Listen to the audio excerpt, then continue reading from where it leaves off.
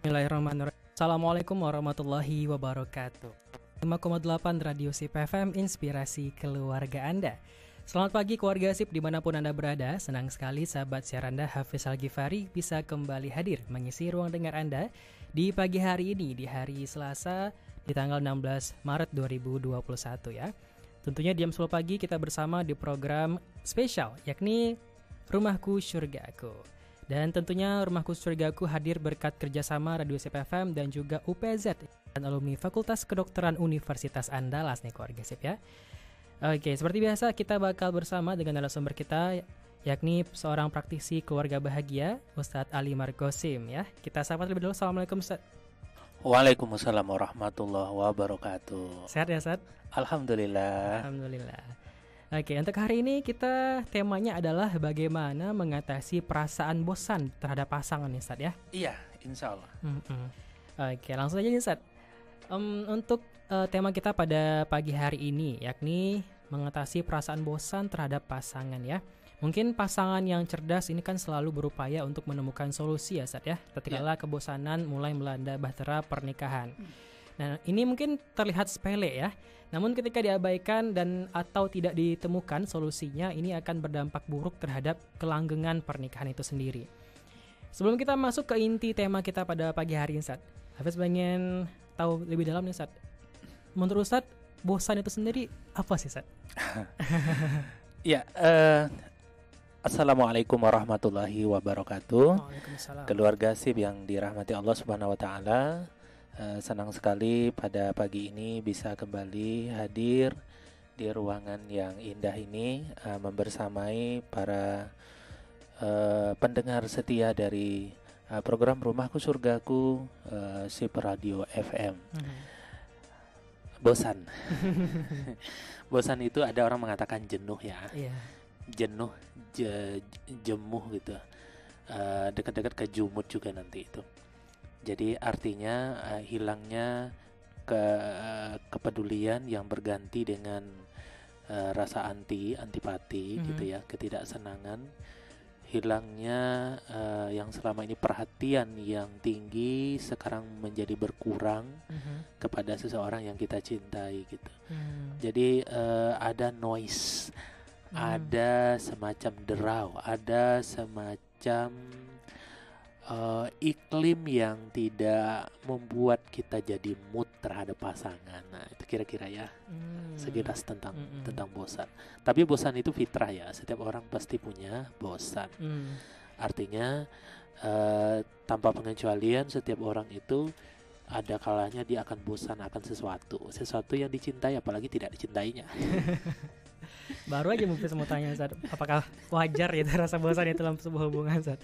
Oke, berarti wajar ya Ustadz ya dalam sebuah hubungan. Wajar. Tapi ini sangat diuji bagaimana kita menyikapinya. Ya, bagaimana kita menyikapi, dan sikap terbaik seseorang itu adalah ketika dia bisa menyikapi dengan cara yang dewasa, dengan cara yang bijak gitu. Ya. Oke. Mungkin juga ada di luaran sana nih Ustadz, pasangan-pasangan yang mungkin sudah menikah puluhan tahun. Terus seperti kita bahas sebelumnya Ustadz, dulunya di awal pernikahan romantis, terus masih sayang-sayangan. Setelah 10 tahun atau 15 tahun pernikahan mulai nih mulai capek, terus melihat pasangan kadang lu lagi gitu ya Ustadz ya. Nah, mungkin salah satu yang membuat kita bosan itu adalah dengan mungkin monoton mungkin kali ya Ustadz ya. Iya. Monoton dengan hal yang kita lakukan itu mulu. Nah, supaya kita dengan pasangan itu nggak monoton, caranya gimana sih Ustadz? Atau langsung masuk Ustadz? Kenapa dan bagaimana cara kita mengatasi rasa bosan kepada pasangan? Iya. Jadi seperti yang sudah kita sampaikan sebelum-sebelumnya pada tema-tema episode sebelumnya itu, bahwa seorang pecinta sejati itu selalu belajar, selalu mengupgrade kemampuannya, wawasannya, sakofahnya untuk terus berbenah menjadi lebih baik. Itu kata kuncinya. Jangan pernah merasa sudah baik atau sudah menjadi yang terbaik, tapi teruslah belajar, belajar, belajar. Dengan kita terus belajar, maka kebaikan kita tidak terputus. Orang yang sudah berhenti belajar, maka kebaikan, kontribusi dari dirinya itu akan terputus. Nah, ketika kebosanan melanda dalam rumah tangga kita, maka keluarga SIP yang berbahagia, ada setidaknya 3 tips yang ingin saya sampaikan agar kebosanan ini tidak menjadi sebuah malapetaka dalam rumah tangga. Jangan sampai rumah kita yang kita inginkan, yang kita idam-idamkan menjadi rumahku, keluar surgaku gitu, sesuatu tempat yang sangat menyejukkan bagi kita, gitu ya. Sebelum saya menyampaikan 3 tips ini nih, saya teringat sekali ada sebuah ungkapan dari khalifah kita yang keempat, Imam Ali bin Abi Thalib, mengatakan ketika beliau mengomentari sebuah doa, Rabbana atina fid dunya hasanah wa fil akhirati hasanah wa qina adzabannar. Kata beliau, fid dunya hasanah itu, kebaikan di dunia itu adalah istri yang solehah. Nah, istri yang solehah.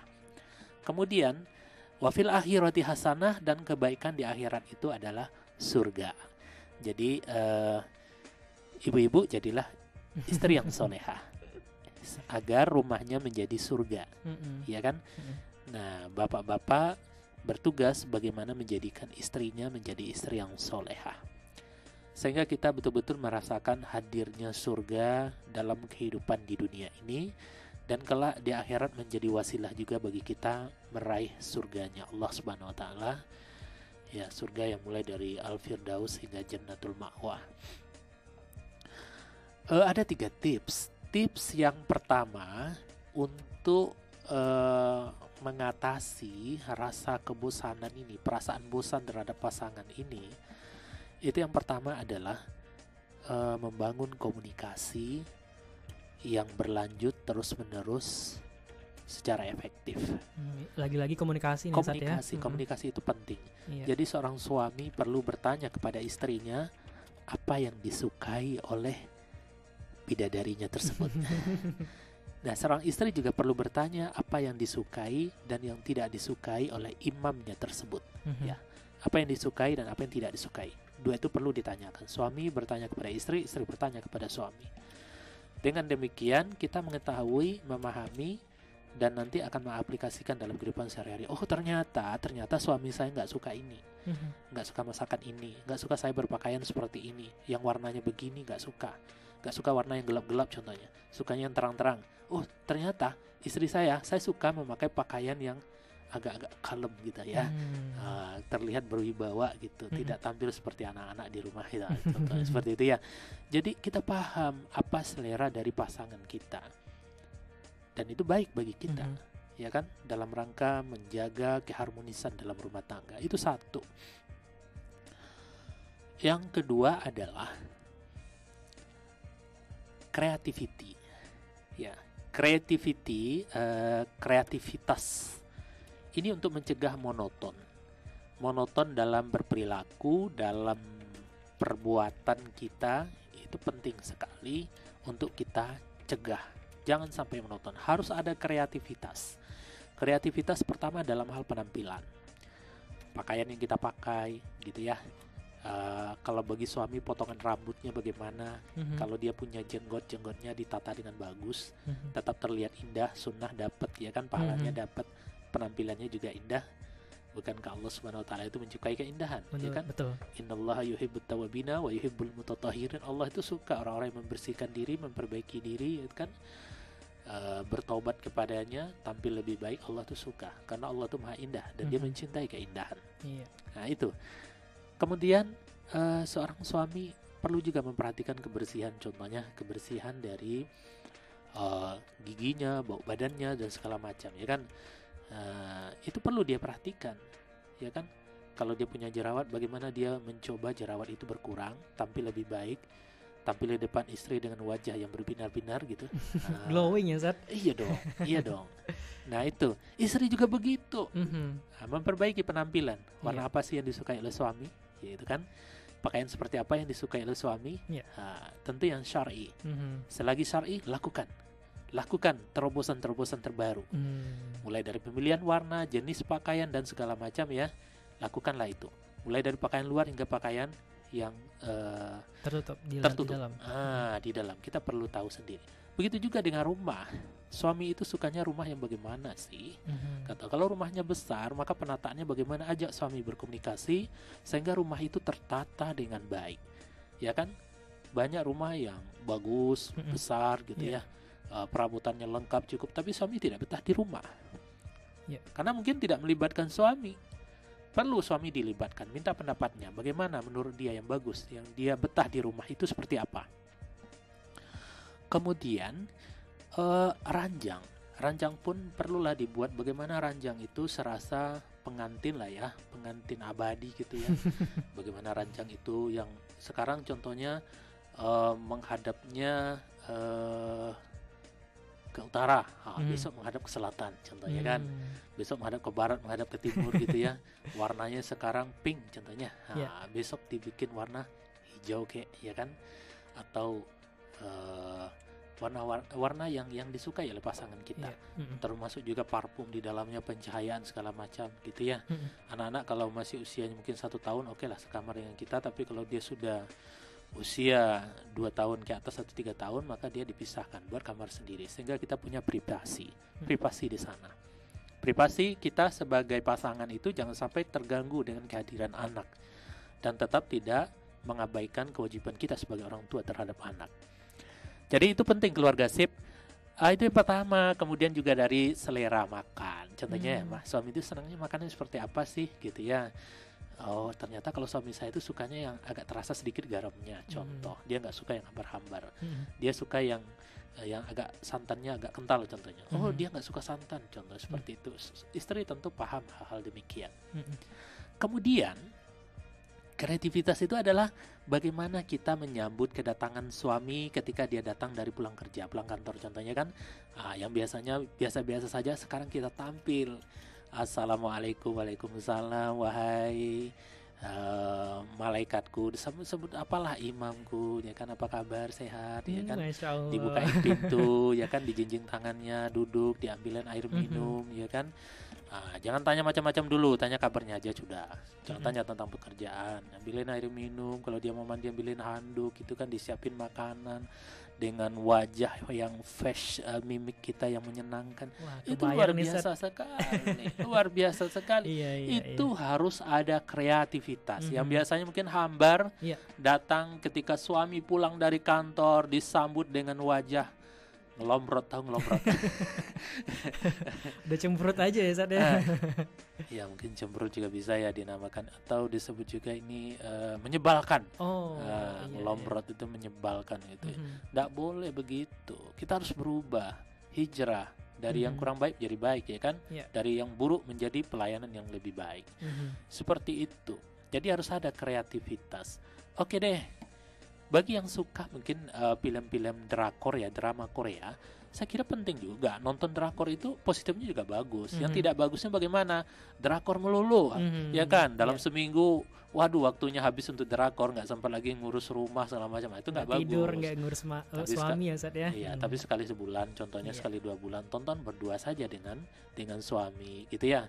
Contohnya dikala rembulan datang di tengah malam, gitu ya, jam-jam 10 rembulan udah terlihat, keluar dong, bawa tikar gitu, duduk berdua bersandaran di kursi berdua, contohnya tuh tidur-tiduran bawa bantal, lihat tuh rembulan berdua, berceritalah tentang masa lalu, harapan impian ke depan, apa yang akan kita lakukan. Di sana kita bercerita, ya kan, saling take and give, ya kan, take and give. Kita terima apa keluhan-keluhan dari pasangan kita, mungkin masalah-masalahnya gitu, kita dengarkan dengan baik, jadi pendengar yang baik. Begitu juga dengan istrinya. Itu kan bagus sekali. Romantisnya dapat ya Zat ya. Romantisnya dapat, murah meriah, itu kan, tidak perlu biaya. Betul. Anak-anak tidur, kita bebas gitu. Jadi kreativitas seperti itu penting bagi pasangan suami istri yang sudah menjalani rumah tangga itu mungkin tiga tahun ke atas atau 5 tahun ke atas. Itu perlu kreativitas. Yang jadi persoalan adalah cinta itu tidak bertumbuh, tapi justru dia itu berkurang. Ini jadi masalah, ya kan? Sementara usia pernikahan terus bertambah, cara kita menatap pernikahan itu justru tidak bertambah, tapi malah berkurang. Ini yang tidak bagus sepertinya. Teruslah kita belajar. Mungkin di awal-awal kita tuh adalah murid TK, ya besoknya kan murid SD, ya kan naik dong. SD, SMP, SMA, SMA kuliah naik gitu, tidak berturun, tidak menurun tapi naik. Nah, keluarga sip yang berbahagia. Nah, itu yang kedua, kreativitas ya. Kreativitas itu perlu dibicarakan juga dengan pasangan. Doi senangnya bagaimana nih gitu ya. Apa yang kita lakukan nih yang murah meriah? Banyak di Padang saja banyak sekali tempat-tempat indah yang bisa dikunjungi dengan biaya yang murah meriah gitu kan. Bisa. Nah, apalagi nih Sat, tips yang akan diberikan nih Sat? Ya, keluarga sip yang berbahagia. Jadi kebesanan yang ada dalam diri kita terhadap pasangan kita sebetulnya ini adalah masalah. Ketika dibiarkan akan menjadi bumerang, akan merusak dari impian kita, keluarga idaman yang kita idam-idamkan selama ini. Itu akan menjadi masalah bahkan sampai pada bubarnya bahtera rumah tangga kita. Jadi kebosanan yang ada itu harus segera diantisipasi, jangan dibiarkan. Setelah kita melakukan komunikasi secara efektif terus-menerus dibangun dengan pasangan, yang intinya adalah agar tidak terjadi miskomunikasi. Kemudian yang kedua adalah kreativitas, dan yang ketiga adalah komitmen. Komitmen ini perlu diperbaharui terus-menerus. Diperbaharui dari waktu ke waktu, disampaikan kepada pasangan kita. Siapa tahu dia lupa, karena memang manusia itu diambil dari kata mansia, artinya mudah lupa. Nah, orang yang mudah lupa itu perlu diingatkan. Nah, kebaikan itu perlu diingatkan. Watawassaw bil haqq watawassaw bis sabr. Nah, keluarga sip yang berbahagia, komitmen. Ya. Komitmen ini sebetulnya dibangun itu sebelum di detik setelah ijab dan qabul itu, komitmen ini harus sudah disampaikan kepada pasangan, atau setidaknya di malam pertama bulan madu itu sudah disampaikan, diikrarkan kepada pasangan. Komitmen kita itu apa? Gitu ya. Komitmen kita jelas ya kan, membangun keluarga yang sakinah, mawaddah, warahmah, bahagia di dunia, bahagia di akhirat, harmonis di dunia, bersama di surga. Nah, itu sesuai dengan judul buku saya yang ketiga. Jadi komitmen itu perlu diperbaharui secara terus-menerus, ya kan? Harus hangat terus. Ketika dia lupa, ketika dia mulai melenceng dari tujuan pernikahan, maka perlu diingatkan, wahai istriku tersayang, suamiku tercinta, sungguh dalam menikah ini yang kita cari apa? Kebahagiaan di dunia, kebahagiaan di akhirat. Kebahagiaan di dunia adalah rumah tangga kita ini adalah surga kita. Kebahagiaan di akhirat adalah kita akan melangkah bersama, berangkulan tangan menuju jannahnya Allah Subhanahu wa taala. Itu saja. Tidak ada yang lain dari itu. Persoalan nanti masalah harta yang berlimpah, jabatan dan segala macam itu nanti sesuai aja dengan takdir kita masing-masing. Orang itu orang kaya, orang miskin, dia punya hak yang sama untuk bahagia. Siapapun dia, konglomerat kah, petani kah, siapapun dia, dari kasta manapun dia, kalau dia lahir dari kasta-kasta, tapi alhamdulillah nggak ada kasta di sini ya. Kemudian setiap orang punya hak yang sama untuk hidup bahagia, merasakan kebahagiaan, menciptakan kebahagiaannya sendiri. Itulah pesan dari doa sapu jagat yang selalu kita baca itu. Jadi komitmen ini perlu dibangun, perlu disampaikan secara berkala, ya kan? Nah, perlu juga diketahui kepada para suami, Allah telah menyampaikan di dalam Al-Quran, wa ashiruhunna bil ma'ruf, perlakukanlah, bergaullah dengan istrimu itu dengan cara-cara yang baik, dengan cara-cara yang lembut, dengan cara-cara yang indah. Itu tidak ada kasar, itu tidak ada juga egosentris di sana, tidak ada. Ya kan, yang ada itu wasyawirhum bil amri, adakan musyawarah, dialog. Itu dibangun kondisi suasana dialogis itu bersama pasangan. Kemudian Rasulullah juga telah menyampaikan, akmalul mu'minina imanuhum ahsanuhum khuluqa. Orang mukmin yang sempurna iman itu yang paling baik akhlaknya. Wa khiyaruhum, ya kan, dan yang paling baik akhlaknya itu, ya kan, di antara mereka yang paling baik akhlaknya itu walinisaihim, yang paling baik terhadap pasangan, terhadap istrinya.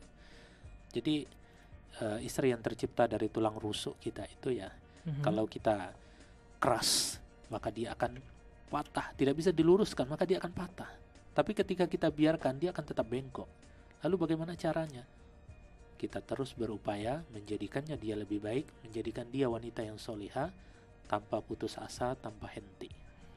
Gitu. Ya kan, secara lemah lembut itu maksudnya. Ini juga masuk jihad nih, Ustaz, ya? Jihad ini jihad itu. Jadi keluarga sip yang dirahmati oleh Allah Subhanahu wa taala. Saya teringat ada sebuah kisah yang menarik dulu di zaman Khalifah Umar ibnu Khattab. Jadi ceritanya begini, datang seorang istri, dia menemui Khalifah, wahai Khalifah, tolong cerai, saya menuntut atas suami saya cerai. Wah, kaget dah Khalifah. Kaget dong. Ini istri minta cerai, gitu kan? Iya. Terus Khalifah terdiam. Mana suamimu? Tuh, di belakang. Dia lihat si suami ini, dibawanya ke dalam. Terus apa yang dilakukan oleh Khalifah Umar? Yang dilakukan adalah rambut suami ini yang gondrong itu dipotong, dirapikan, kumisnya dipotong, jenggotnya dirapikan, kemudian kuku-kukunya dipotongnya, ya kan, dirapikan, kuku kaki, kuku tangan gitu ya. Iya. Kemudian yang ada lubang-lubang, yang ada kotorannya dibersihkan semua, termasuk gigi mungkin yang sudah berapa tahun gak digosok itu dibersihkan semua. Kemudian wajahnya itu di facial, apa namanya? Iya, di facial saja. Di facial gitu ya.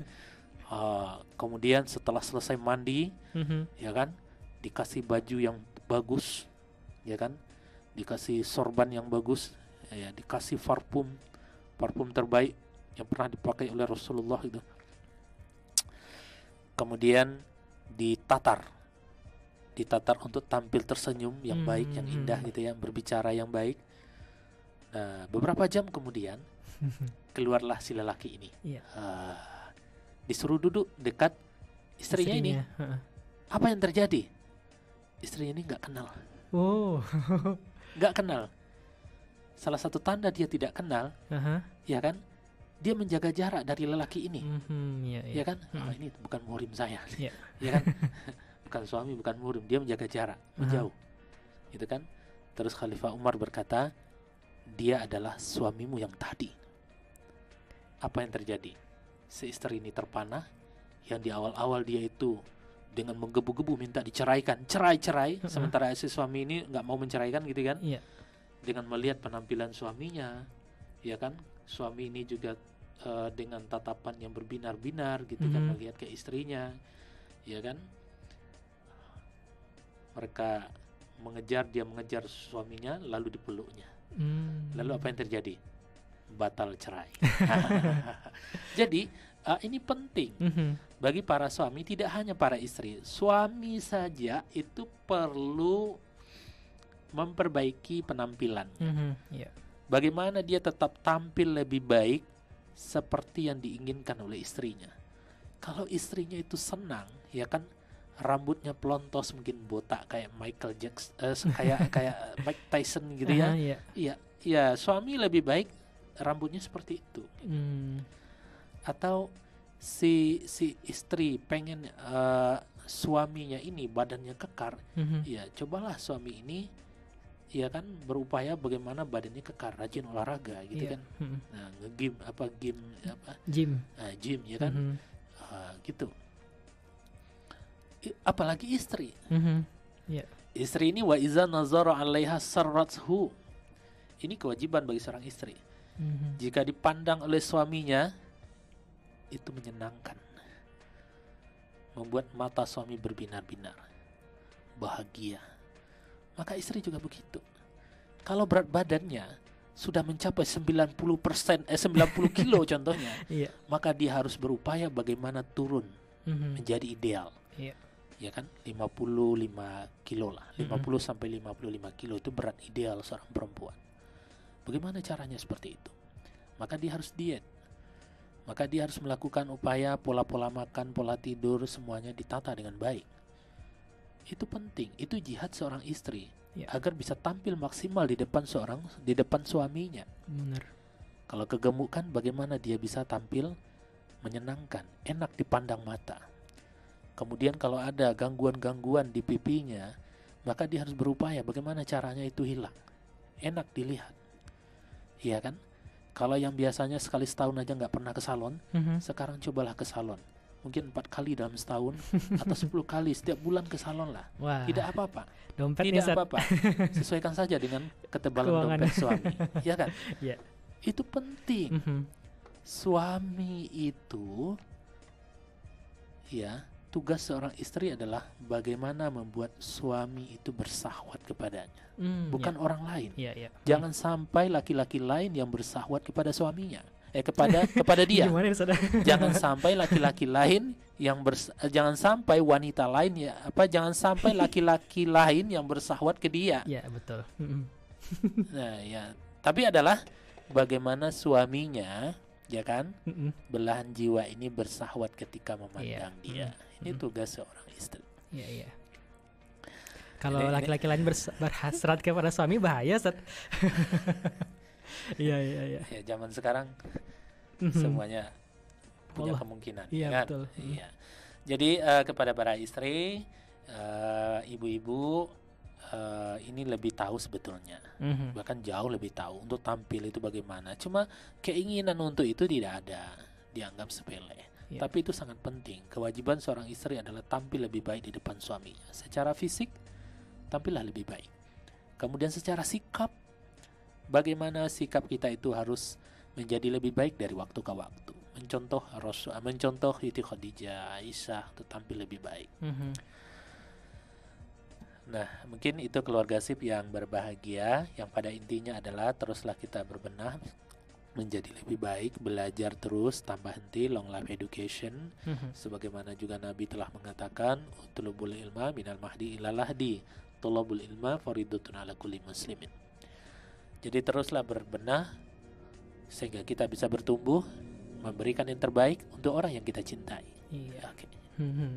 Mungkin karena mungkin ada alasan nih saat yang mungkin di luar sana katanya kan saya udah laku nih, udah dapat istri, udah dapat suami, buat apa lagi jaga penampilan, buat apa lagi jaga berat badan, kan udah laku gitu, mungkin kata-kata mereka nih Ustaz ya.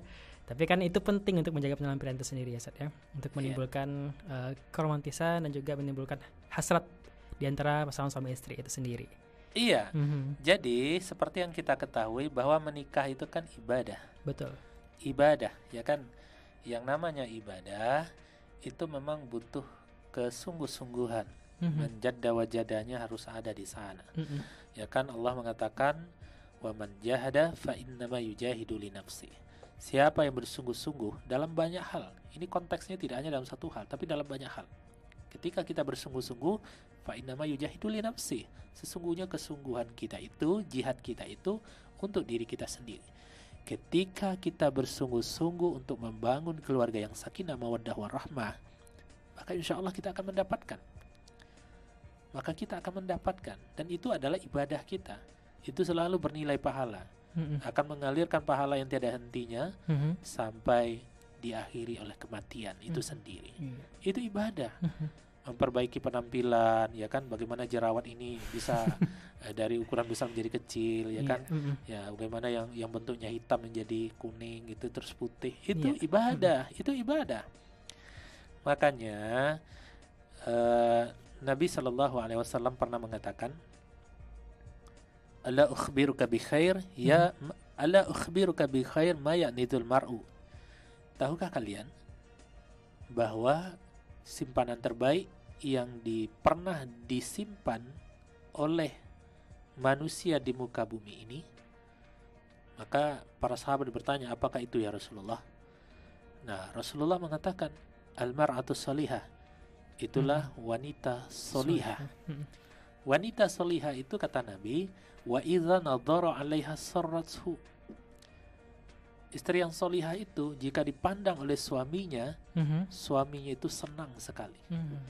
Matanya berbinar-binar, syahwatnya muncul melihatnya, begitu senang gitu, begitu bahagia menatap istrinya. Nah, wa idza amaroha ata'athu, jika diperintah, disuruh, dia taat dia, patuh dia. Kemudian wa idza ghaba'naha hafizathu, jika ditinggal pergi keluar kota atau kemana, lalu dia menjaga anaknya, menjaga harta suaminya, menjaga kehormatan suaminya, menjaga kehormatan dirinya. Ini jadi luar biasa. Jadi keluarga sip yang dirahmati oleh Allah Subhanahu wa taala, sungguh pasangan kita itu adalah anugerah terbesar dari Allah Subhanahu wa taala. Dia adalah perhiasan. Dikatakan bahwa dunia mata'i khairul mata'u fid dunya al-mar'atu salihah. Dunia itu adalah perhiasan, dan sebaik-baik perhiasan adalah wanita salihah. Nah, itu kalau tentang istri. Lalu di dalam Al-Quran Allah juga mengatakan, hunna libasul lakum wa antum libasul lahunna. Kamu adalah pakaian bagi istrimu, dan istrimu adalah pakaian bagimu. Libas itu pakaian. Pakaian itu apa maknanya? Itu fungsinya itu ada 3 menurut para mufassir. Yang pertama adalah memang menutup aurat secara lahir. Secara batinnya apa? Aib pasangan itu ditutup. Tidak boleh seorang suami membocorkan aib istrinya, tidak boleh seorang istri membocorkan aib suaminya. Ya kan? Pertama aurat, yang kedua aib. Ya kan? Nah, itu menutup aurat.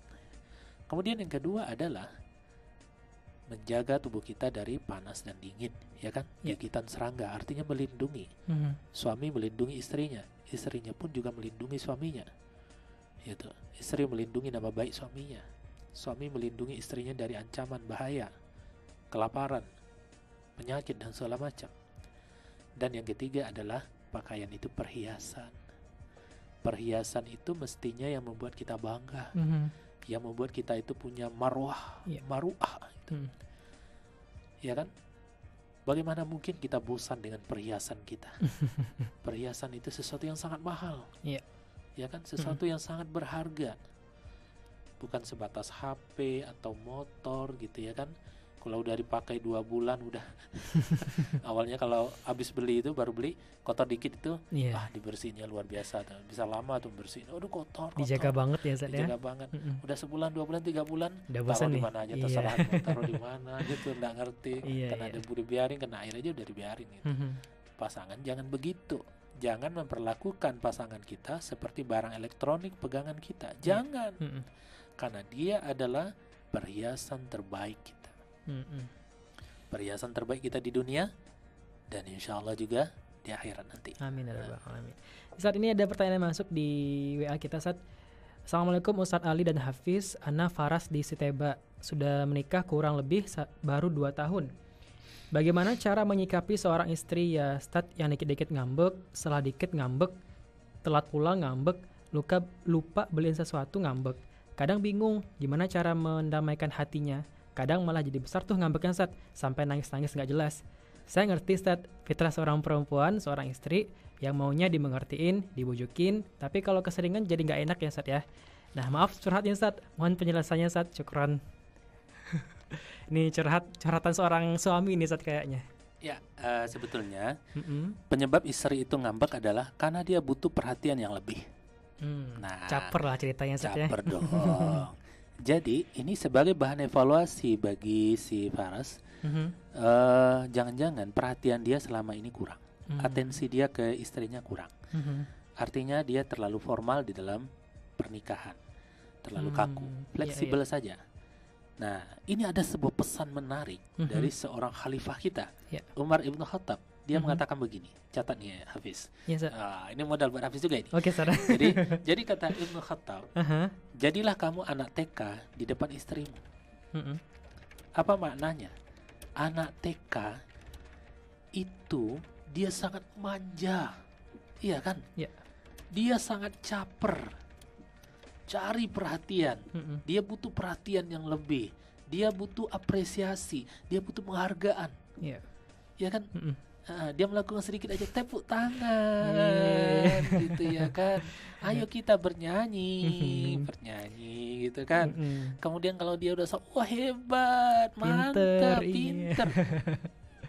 Di depan istri atau sebaliknya jadilah anak TK.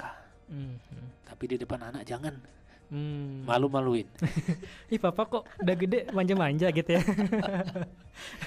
Jadi begitu. Jadi sebagai evaluasi yang pertama adalah mungkin perhatian masih kurang. Perhatian masih kurang selama ini, atensi masih kurang, kita masih kaku. Kita menganggap saya pemimpin. Seorang pemimpin itu adalah orang yang menjaga wibawanya terhadap bawahannya gitu. Kita tuh di dalam rumah tangga tidak begitu. Bukan atasan, kita jangan memperlakukan diri kita seperti atasan dan bawahan. Tidak bisa. Istri kita itu bukan bawahan kita, ya kan? Suami juga bukan atasan. Bukan. Kita itu adalah sepasang couple. Ya kan?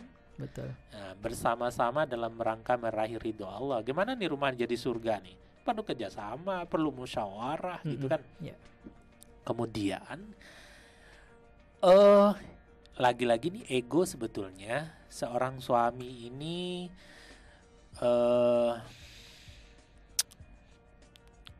merasa wibawanya turun ketika dia mengalah, minta maaf terlebih dahulu, ya kan? Memulai. Ini biasanya begitu. Nah, mindset seperti ini perlu dirubah. Cobalah kita untuk mengalah. Cobalah kita pertama kali meminta maaf. Sekalipun yang salah istri itu kita tahu. Ayang bebek, ya saya minta maaf ya, maaf. Lupa beliin, maklum kerja di kantor banyak, ini dan segala macam. Doain ya ke depannya bisa lebih baik begitu. Setelah itu dia nanti akan sadar, malah dia yang minta maaf berkali-kali. Begitu caranya. Jadi kita dulu yang membuka pintu, ya kan? Maka dia akan masuk ke dalam hati kita. Itu. Kemudian kalau istri lagi ngambek, kalau saya pribadi itu gampang banget solusinya. Gimana tuh Ustaz? Sebetulnya istri itu kan butuh perhatian yang lebih. Kita datangi dia, disapa dengan baik. Kemudian kalau dia masih ngambek minta maaf. Kemudian sebetulnya dia membutuhkan bahu kita untuk bersandar. Peluklah dia. Demikian ya. Gitu ya, udah Faras ya. Semoga menjawab pertanyaan yang tadi. Jadi kalau udah punya istri, cobalah untuk jadi anak TK ya Ustaz ya. Oke. Baiklah Ustaz, udah hampir juga nih di penghujung waktu kita pada pagi hari ini. Dan mungkin sebelum kita tutup, ada closing statement terlebih dahulu Ustaz. Silakan Ustaz. Pasangan yang cerdas tidak pernah melihat masalah besar itu sebagai persoalan berat.